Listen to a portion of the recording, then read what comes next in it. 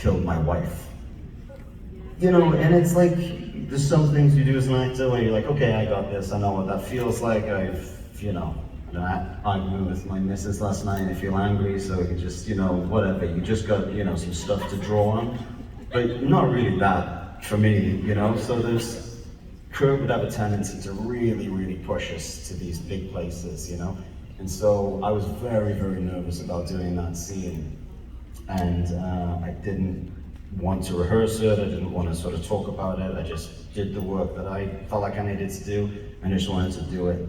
Theo was down for it, and he said, let's rock and roll. And Peter Weller, RoboCop, was directing the episode, and he was down for it, he said, let's do it. So it was a long scene, right?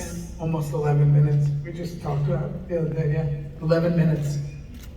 And I didn't know what was going to happen, but I sort of had an idea what I wanted it to feel like, and you know, knew that it was going to be a super important moment in the show. So I just sort of went for it.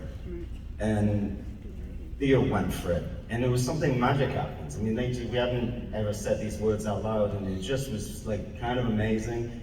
And I felt like I did the best acting I had ever done in that take. And Peter Weller came in and I don't know what that was, but I liked it. You know? I don't think we should do it again. And I said, I'm not fucking doing it again. And the DP came in white as a ghost, said, actually you are, the camera didn't roll. So I reshot that son of a bitch. And it wasn't as good. But it was still good. I mean, it was good. It was great. It was great. I mean, come on. It just maybe wasn't quite as good. But you know, that is what we deal with as actors every day, going home thinking, could have done it better. So that was one reshoot fiasco. What about you, Ryan? I'd reshoot nothing. I really wouldn't. If I failed, it failed. It hit me anyways. You know, at the end of the day, I was like, you know, it's all part of the creative process. You know, you live life without an eraser. You just kind of you don't look back, you just move forward. Sure, there was things that I feel like I could have done better, this or that, but I remember a director once said to me, like, because I tend to not watch a lot of any really of my own stuff. Because this one director once said to me, I was sort of like checking dailies just to see if this movie that I was doing, if I was just sort of on the right track. And he goes, what are you doing? And I was like, no, I'm just trying to gauge whether whether I'm sort of hitting the right mark. And he goes, why? And I went, well, I don't know, I just want to see. And he goes, you're the doer, not the watcher. And I went, that's really good. He said, you gotta be really particular about whether you watch your stuff or not, because you're just never gonna be able to judge it purely. You know, so he kind of really gave me that, you know, that idea. And I sort of fall into that school of actors, which is like, you know, if this is gonna inform me to making better, creative decisions as an actor to watch this, then I'll watch it. But if not, then it's just like, fuck it. I'm just gonna get out there and create the best that I can. If it works, it works. If it doesn't, it doesn't. I'm going home anyways. That was really good. What about you, Theo? Yeah, I think... that was a golf applause. Yeah.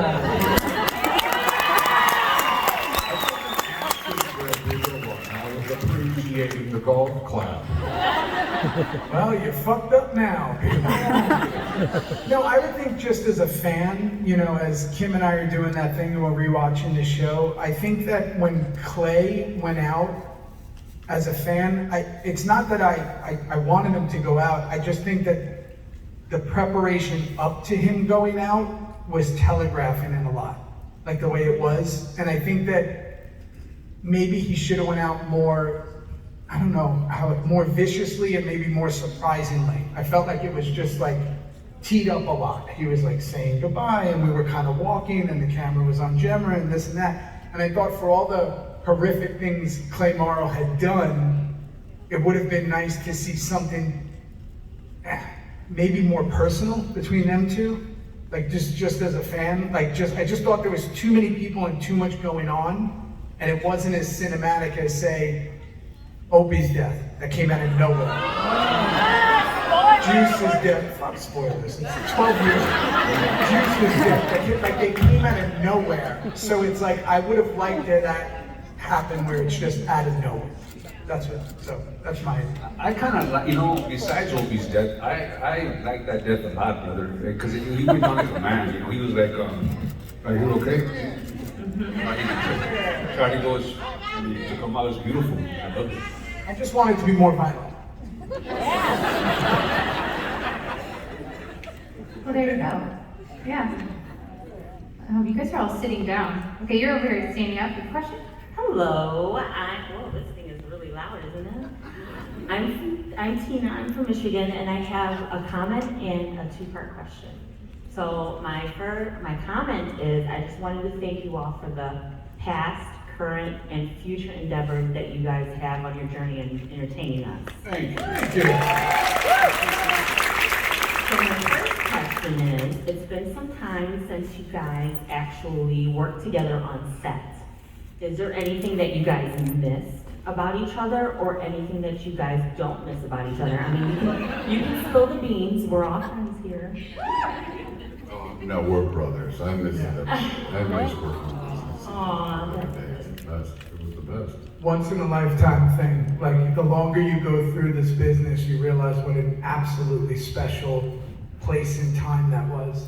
That this all happened at that moment, how we were, where we were in our lives, how the impact of the public receiving that and us being all together for it. And just the good, the bad, the ugly was such a bizarre thing, and I couldn't think of a better group of human beings to go through it with. I don't think it could have been possible, because we loved each other no matter what was going on. And to go through it together, I think that's the thing I miss the most. And we all felt that like really early on too. Like I remember it was like the pilot or the second or third episode, and we were all sitting around the table, and I just, you know, I mean, I've been in this business a long time, and I was kind of like looking around the table, and you just felt this thing. It wasn't necessarily attributed to like that the show was going to be successful or whatever, but you just kind of like, we had this feeling where we looked around the table, and I was just like, what the fuck is this? This is really cool. Like, there's just, as a human being, you know, and a creative person, you're like, oh, this is gonna be fun. It's gonna be wild. It's gonna be raw. It's gonna be intense, but I'm down for it, you know. One of the best gigs in my life, you did what I'm saying. It was like they got all the coolest cats and put them together, man. It was always fun to go to work. I thought it was all love, and also exhausting. It was like being with a pack of wild animals.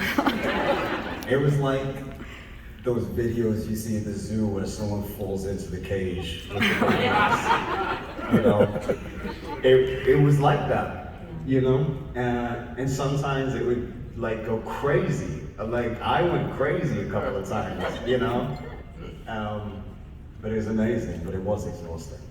And you know, I think by the end of it, we all felt like it was like an amazing journey that had to come to an end. Yeah. You know? Okay, so my second part is actually for Charlie, of course. Charlie. So the question I have is, why don't you have any social media? And before you answer, let me go ahead and just justify myself. So, right. Not gonna happen. So there was a couple of things that you were in that I had not a clue that you were in, and if it wasn't for your super creepy stalker fans, you guys know who you are, right? Thank you, because if I didn't know, then, you know, if you guys didn't know, then I wouldn't know. But if you, let's say, if you had one type of social media, let's just say that it was Instagram, you can be like, hello, my name is Charlie. And I'm here and I'm finishing. I'm here and I'm finishing up Rebel Moon.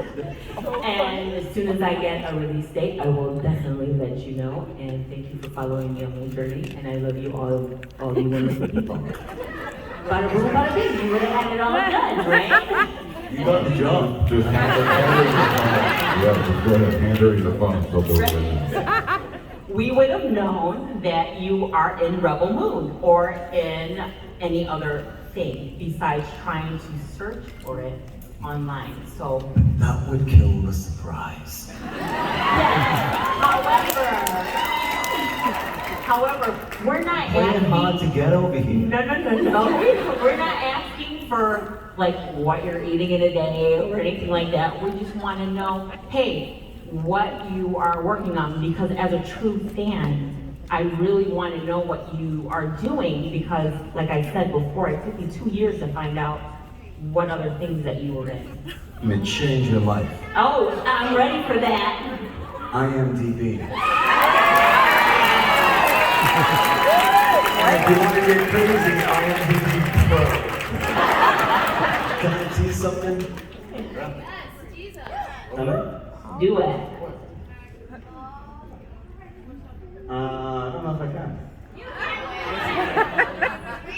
No whispering. Come on now, we're all friends here.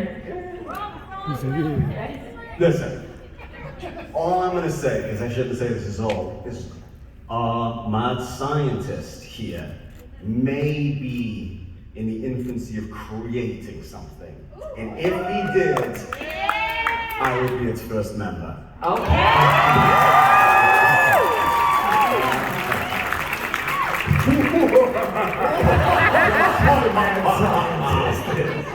And don't mind my tweet that.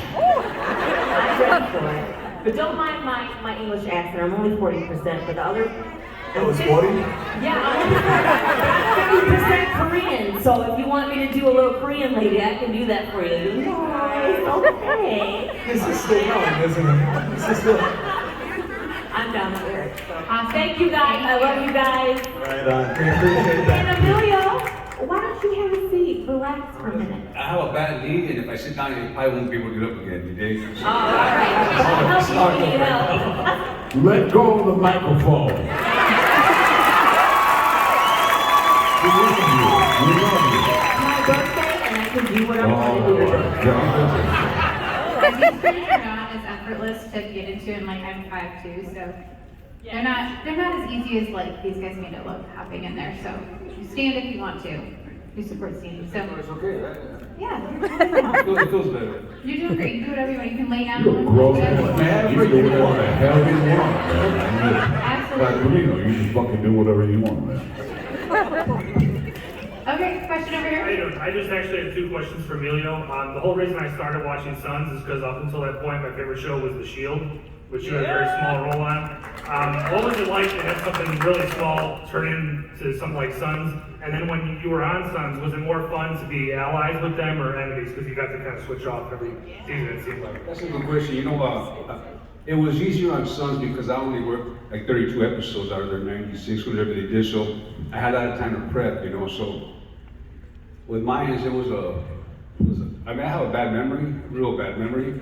So they gave me a lot of stuff to do, so it was just hard to work for me. I had fun, you know, just as much as I did on Sons, but it was just a lot more prep work for me, you know, no time to mess around. And I don't want to mess up, you know. I'm one of those guys that when I come to work, I don't want to have nobody waiting around. Just go, just do this, you know. Thank you for your question. Go over here for one question. Hi, I'm Yolita from Poland, so I'm very stressed and so sorry for my accent. Okay, sorry, you're doing great. No, but you'll see. First of all, I would like to thank you for all those years with Sons of Anarchy. It was a huge pride for me.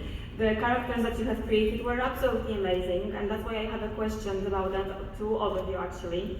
I can only imagine that being in the character for such a long time had to have influence on your lives. So how do you feel about them after all those years? Do you still carry part of them within you? And a quick second, have you ever tried Polish cuisine? And if not, would you like to try? Charlie, yes, that's all I'm I think she just invited you to dinner. Not sure what it sounded like.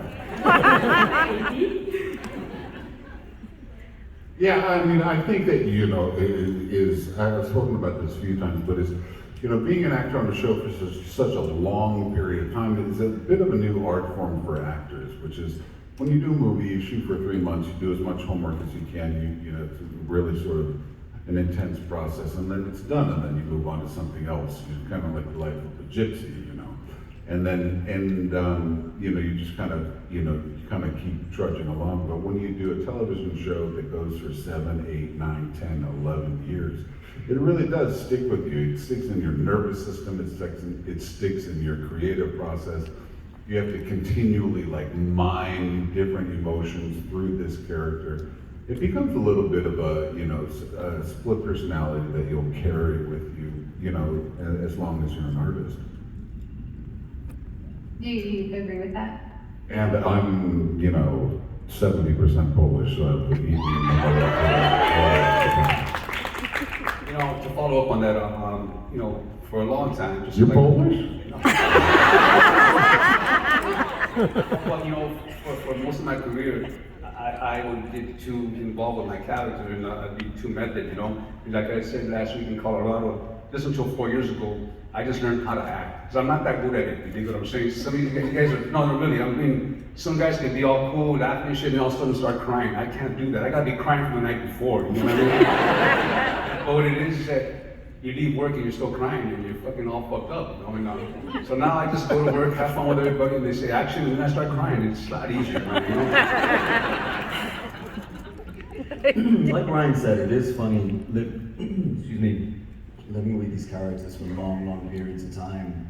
They become, it's like a process, like Ryan said, my experience has been, when you go to try to do a film, you try to get to the point where your understanding and your integration with the character becomes effortless. So you can just show up and operate and be present and interact with other people as that character. And the beauty of television, when you get given amazing characters like these, that we were all given on this show, is that those characters like truly come alive inside of you. I mean, I had some wild episodes during Sons of Anarchy, particularly one which I've talked about before, but I got broken into at 3 o'clock in the morning by a big dude, and like Jax Teller showed up and handled that, you know?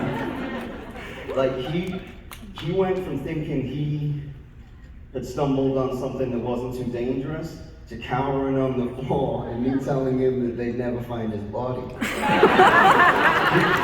you have a machete? I had a machete in my hand. That was Jax Teller, you know? And then it comes to the end, and this person you loved and tried to protect and has ended up protecting you and informing you, and you've hung out.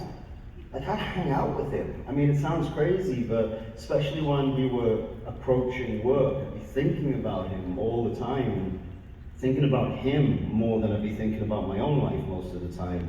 And then comes the time when you have to say goodbye and let that character go, and it can be really difficult. I mean,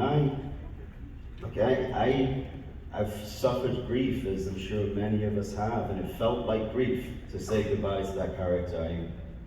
They were starting to take the stage down, and I was like super cool with all our crew. Obviously, we were family, we've been there for years, and this old security guard, you know, we finished, we wrapped, everyone went home, and I showed up the next night, and he didn't even bat an eye. He was like, "Go on in, son." And I just spent the night walking around. I'll start crying right now.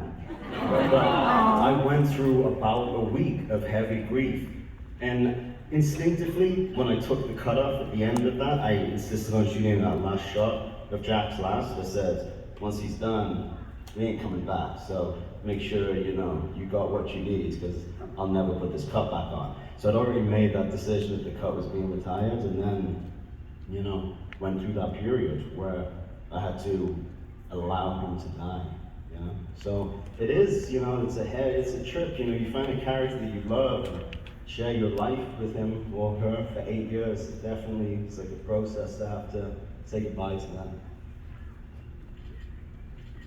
And Like, politically. like when everyone's asleep. That was long. Wait, Ian, we need to hear from you. No, I think that when you play characters for that long, you just take a piece. You learn so much from them. I learned so much from Juice. I learned about myself. I learned so much about him. And that opened doors in me that helped me with other characters after it, that I don't think I could have gotten to unless I had him.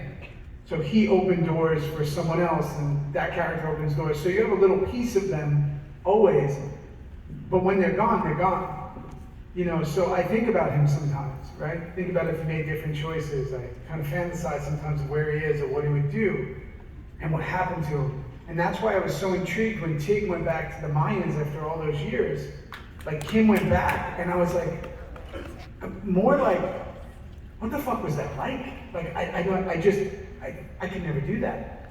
So it was like, I wouldn't have the ability, I felt, to bring all that back, right, for him to do that. And he just said it was really a trip in every way, and really getting, like, putting on the rings, getting on his bike and doing all that. And I just think, like, that's so far removed from me that I couldn't do it from no matter what. But at the same time, now I'm able to look back on him and find things that I was so proud of with him, but also that made my life really chaotic, personally. Because there was no personal life when I was playing him, especially in season 4, 5, 6, 7. Like, it just wasn't, I was a fucking wreck. But he made me learn so much about myself. And I'm so honored that I got to be able to live with something that long. I've done TV shows since, but nothing ever as long. And I don't think I could do a TV show for a long time without having characters that were so different season to season, and so wildly different on their arc and their journey. So, yeah, you just take little pieces, and you miss them. We talked about this last week. We talked about this last week, but you know, it was particularly hard for Ryan, obviously, because he stopped halfway through. We all sort of continued in the brotherhood, and I won't go over the full story. But Ryan wrote this amazing piece at that time called "The Last Rites of Opie Winston," where he, was having trouble. You know, he wrote a couple of lines that I loved, and I said, all actors carry around a cemetery or graveyard of characters that they've had to bring to life and then put to sleep. But Opie wouldn't die.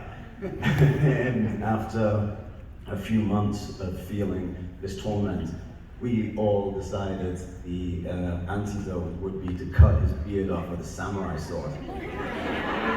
So that's how we killed Opie. Like the natural thought process there, yeah. Yeah, because I mean, that beard had to be, had you had that beard before Opie, or was that the beginning of the beard? That was the Seminole beard, yes, correct. Yeah, right. Oh yeah, I remember that call. Yeah, you gotta come over, we got something planned for you. What? You all get to cut this one off after it. Samurai sword. And bring the samurai sword. Yeah. Yeah, I think echoing everyone. I can hear your little murmurs, like that was just as a fan watching it. I can't imagine actually being in the room filming it, but that scene, it still haunts me. Whenever I get really attached to a character, I'm like, remember Opie? Like, don't love him too much, My favorite thing is usually when, a supporter or fan of the show comes up. You're usually a man, they usually have a beard, and they go, yeah, I didn't cry when Opie died in prison, but that beard shape. Bro. That's awesome. And thank you. And the part about cuisine. Delicious. Polish cuisine. What have you tried? You have some. You got some vodka laying around, like, what are you doing here? Get out of here. Excuse me? Nothing. Thank you for your question. I'm sure cooking is. Thank you. Over. Hi, my name is Nikki. I don't have a cool Polish accent. It's not a Sons related question, but I was wondering if there has ever been a role that you have passed on that you, looking back, wish you would have taken? Are you asking me? Right. Oh, May I ask everyone? oh yeah. Yeah, the kill switch should never happen, you know? Because now I'm out of the show. No, I think whatever missed me was supposed to miss me, and whatever came to me was supposed to come to me. I think that.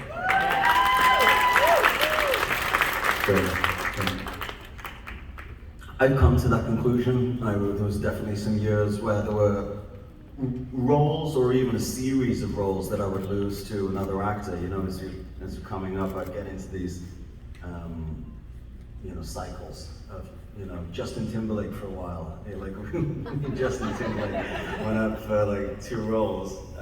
He got them both. It's frustrating.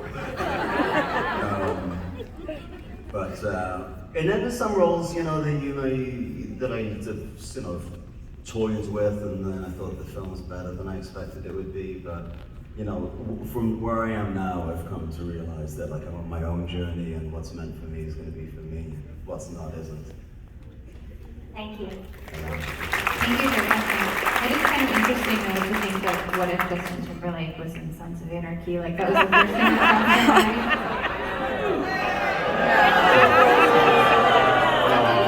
I didn't say I wanted it. Charlie all day. Over here? Jax would be a better dancer for sure. Hello, my name is Annie. I'm a Calanoian. I grew up in California originally, and that's why I started watching Sons of Anarchy. I love staying home, but I know it's not real, but anyways, Redwood City is, and I'm from that area, and then I moved to Illinois, so that's why I'm a Calanoian. But anyway, my question for you is for all of you.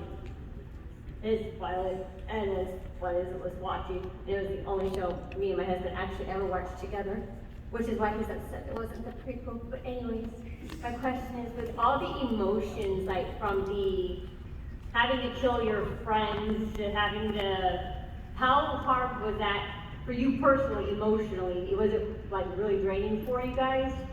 You would think that, and it's not necessarily the act itself that you receive, as a viewer. In the process of making it, it's about the actual process of shooting it. It's difficult, and it's not about having to go and shoot clay.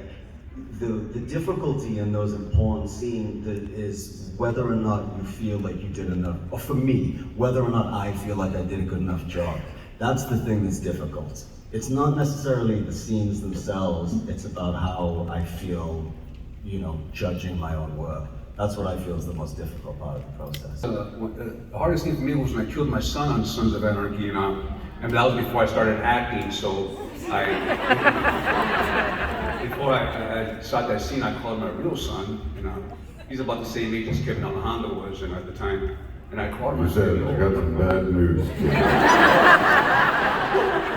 And I said, Mimo, I got something, I'm gonna do something right now on TV that I would never do in real life, He goes, I know that, Dad, you know what I mean? So and we started talking and I started crying, man, and so we weren't doing that scene yet, we were already at the park, so I said, bro, we gotta shoot this shit now, and they go, no, we're doing this. I go, no, we're doing this. They all came in with the cameras and we shot the scene, and it looked real because it was real for me, it did, so. I almost stopped watching Sons of Anarchy because he died. I love Brian. Oh, thank you, sweetheart. Thank you very much. Jack, you pushed me over just a little. Okay. All right, we have 5 more minutes, so if we can just rapid fire over here. She kind of took my question. I was going to ask you, out of all the episodes you've ever done, which one affected you most personally? Which one did you go home and just have that moment of, did we really just do that? And did it affect you long term? I know you said when it ended, it took you about a week to get over it, but what really hit you emotionally and deeply throughout all the series? What episode? The first one I can really remember was Opie's death. I was feeling sort of wrecked by that and feeling like the show had shifted irreparably, or it was just a different dynamic. It was such a huge, it's the heart and soul of the show in a way. So we felt kind of broken without him. And so I remember that day as So, or maybe not maybe not that day, but getting that feeling of the next table read after Ryan had gone, of like, It was brutal. It was the beginning of knowing the show was ending. Yeah, that's an interesting way of putting this. Yeah, like I was like, oh, this isn't forever. So that's where it fucked me up, because I was like, it felt like we were in this fantasy world of like, we're going to be doing this forever. And then when he went, it was like, and yes, there were people that went before him, but when he went, it was like, oh fuck, this is going to end. And everything changed after that. But for me, I think emotionally, it was like, because we did it over 2 nights, the Tara scene was taxing. It was so quiet on the set. That's what I remember. It was so quiet. I had to like come in and, you know, we lost, you know, Rockman, but with Tara is like coming in and seeing that and Gemma on the floor, I just remember thinking like, this is fucking brutal. Like, wow, this is crazy. And we did it over 2 nights, because remember we had to do that other, and I just remember, because there was always activity, we were always all hanging out, we would joke around more, but on that night it was so quiet, those 2 nights. And then the following week, you know, before we start filming an episode, we have a table read, see how it sounds, so all the characters are sitting around, and the guest stars as well. And they were always seated in a certain place, you know. When Ryan died the week before, he was not coming back to the table read, so that chair is empty, man. You dig what I'm saying? And then Charlie comes up and he does this, he said what he felt about Ryan Hurst, you know, in front of everybody. And that was the best scene I ever seen in my life. You know, but it was real. You know what I mean? It was so beautiful, man. Very heartfelt. We tried to hold it together because we couldn't, man. It was a crying fest in there, man. You know, it was ugly. But beautiful, you know? Thank you for your question. Thank you for being here, guys. Over here. Okay, I'll be real fast. My name's Chris, huge fan. Love you all. And I am curious to the other side. What was your favorite kill? Yeah. So what was your favorite? Clay!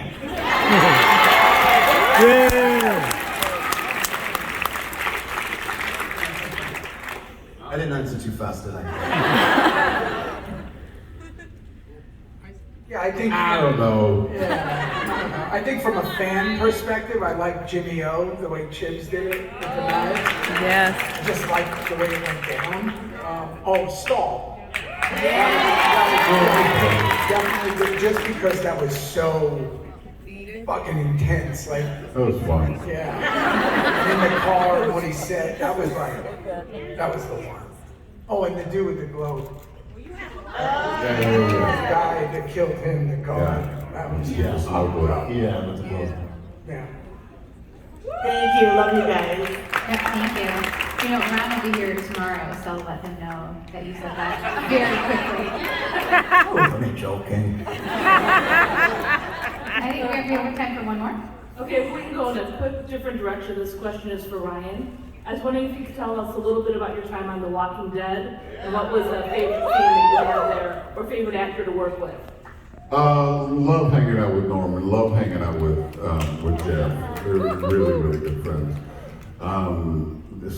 But that show, I'll tell you, is like as close to, you know, look, we're in Hollywood, we're making movies, we're doing make-believe, it's fantastic. But when you're in Georgia heat in the summer, wearing 3 layers and a leather trench coat and then a latex mask over your head all day for 2 years.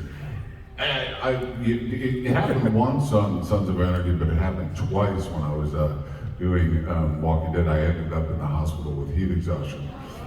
But it was a really dangerous thing actually on the set. Because we were shooting, you know, essentially in the wilderness a lot of the time. It wasn't necessarily always like, you know, you would know where everybody is, and the cast and crew was so large. There was a few people that had passed out in the woods and had to be found and like airlifted to the hospital. It's a rough. That's a really, really intense environment to shoot in, as it was for me too. You did it awesome as Beta. Thank you for doing that. We are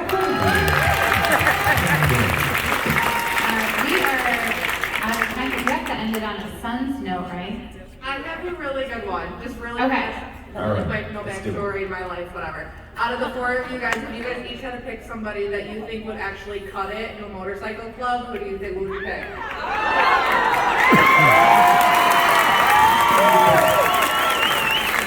I still remember it was real early on. I was driving to set, and I was like driving in my car. I was driving to the set, and I see this dude come up with this chromed out Harley with these A-hangers.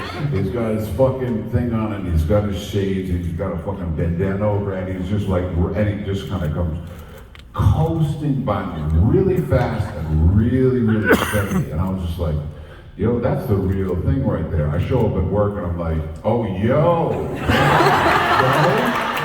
I was like, this is something else. So this dude right here.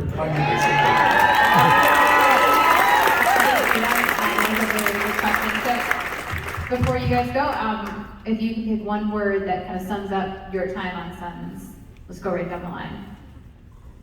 I know, but I Want me to start? Anarchy. It's cheap, but whatever. It works. It works. Life. Cheeseburger. If you could pick one word that sums up your time on Sons. Good times. Yeah.